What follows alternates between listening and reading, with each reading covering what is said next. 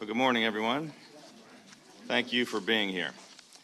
Joining me are Lieutenant Governor Boyd Rutherford, Budget Secretary, former Senator David Brinkley, and our Chief Legislative Officer and former Senator Chris Schenck.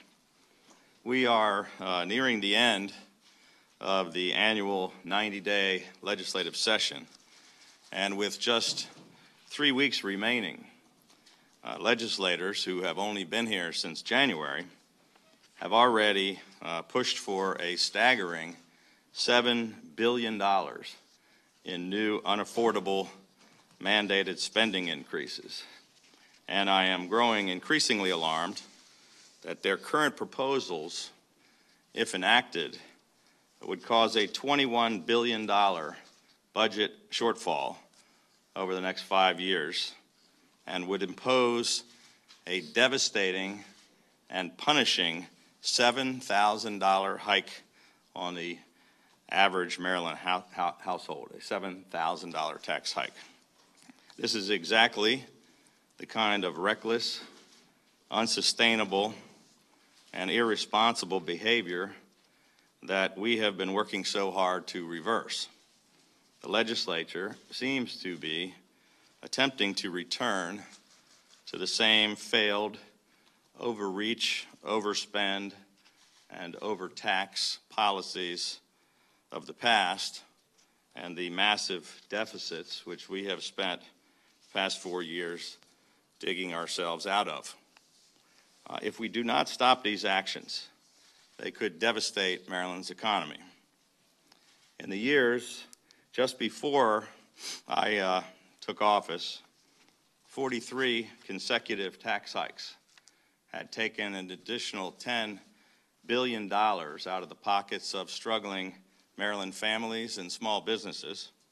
We'd lost more than 8,000 businesses and 100,000 jobs. Maryland's unemployment rate had nearly doubled, and our overall economic performance ranked 49th out of 50 states. Sadly, a Gallup poll showed that nearly half of all Marylanders wanted to leave the state. And as a lifelong Marylander, that broke my heart. And it frustrated me enough to try to step up and do something about it. I said that we needed to get the government off our backs and out of our pockets so that we could grow the private sector, put people back to work, and to turn our economy around. And we have done exactly what we said we would do. The day after I took office, we submitted the very first structurally balanced budget in a decade, which eliminated nearly all of the $5.1 billion structural deficit which we inherited, and we did it without raising taxes.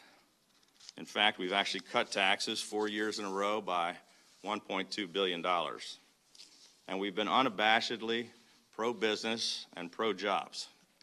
As a result, we have created an incredible economic resurgence here in Maryland. We went from losing 100,000 jobs to gaining more than 120,000 jobs.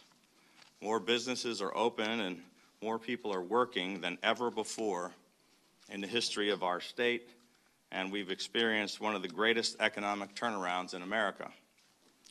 The people of Maryland are now more encouraged about the direction of our state than they have ever been in recorded history. Only 16% of the people in Maryland disapprove of the job that we've been doing. But it appears that all of them are serving in the Maryland General Assembly.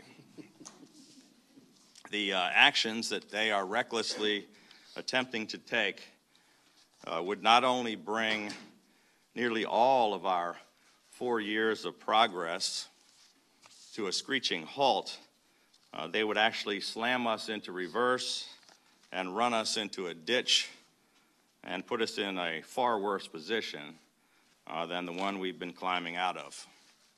These irresponsible and short-sighted actions are threatening to make this the most harmful legislative session ever for Maryland taxpayers. Education has always been my top priority. We have worked together to provide record funding for education 5 years in a row, totaling $32 billion. We have committed $140 million more for K through 12 education funding than proposed by the legislative formulas. More than half of our entire capital budget goes toward education. In addition, in November, we pushed for and enacted an education lockbox to ensure that an additional $4.4 billion will go toward K through 12 education from casino revenues. We already had some of the best and most highly funded schools in America. But now legislators are proposing an additional $31 billion of mandated spending increases with no plan whatsoever for how to pay for any of it.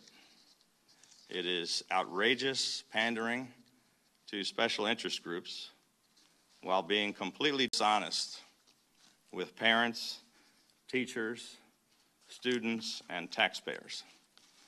Paying for these proposals would require a 33% increase in the sales tax, a 15% increase in the personal income tax, or a staggering 200% increase in the property tax, with no plan to ensure that the dollars would be spent wisely or that they would actually result in any improvement in the education of our children. All of this amid continuing ethical lapses in multiple local school systems, including criminal convictions, grade-fixing scandals, procurement improprieties, and management failures. Just last week, one school system was found to have, quote, knowingly and willfully violated the law when it refused to hand over public documents. Our administration has been leading the fight for more accountability in our local school systems, making sure that tax dollars are spent wisely and honestly, pushing to raise academic standards and to root out fraud, corruption, and mismanagement. The legislature has, again, failed to take any action on any of these accountability measures. In fact, the House Appropriations Committee attempted to cut funding from the Office of Education Accountability, which we set up last year. Marylanders want better outcomes for our kids, but they're also demanding that local school administrators are accountable for the billions of state tax dollars that we are handing over to them. Without strong accountability measures, we will experience the same failures we've seen in the past. Very highly funded, but failing or underperforming schools across the state, and no mechanisms or plan or will to improve outcomes or to improve the persistently failing schools. I believe that we all agree that every single child in Maryland deserves access to a world-class education, regardless of what neighborhood that they happen to grow up in. But we cannot repeat the same past mistakes that have continued to fail the parents, teachers, students, and taxpayers of our state. Let me be very clear.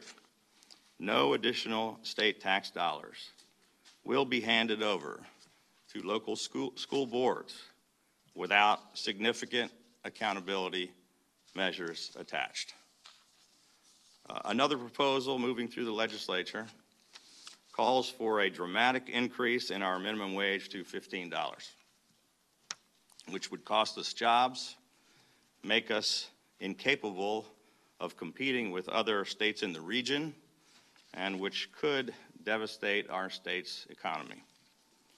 During the time that I've been governor, Maryland's minimum wage has increased 4 years in a row by nearly 40% to $10.10, which is by far the highest in the region, and one of the highest in the nation.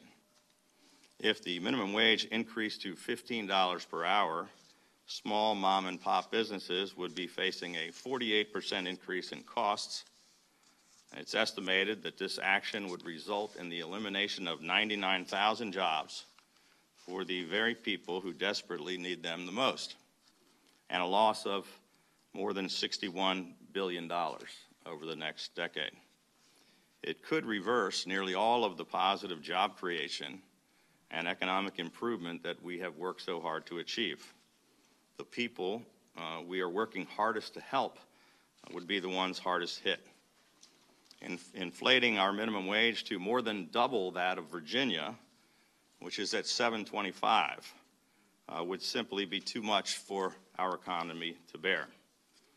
Now, I think most of you all know that I'm fond of catchy slogans, but we should not undermine our economic success and consign tens of thousands of our most vulnerable Maryland citizens to the unemployment lines just so that we can say we are leaders of the Fight for 15 movement. I recently offered a reasonable, common sense compromise proposal in order to move this discussion forward. Over the next 3 weeks, our entire team will continue to work hard and to reach out. We will continue to listen and to engage, and we remain committed to working with legislators from both sides of the aisle and in both chambers to try to reach common sense bipartisan solutions. One thing I know for sure is that Marylanders do not want to completely reverse course and return to the days of out-of-control spending, crippling tax hikes, and job loss.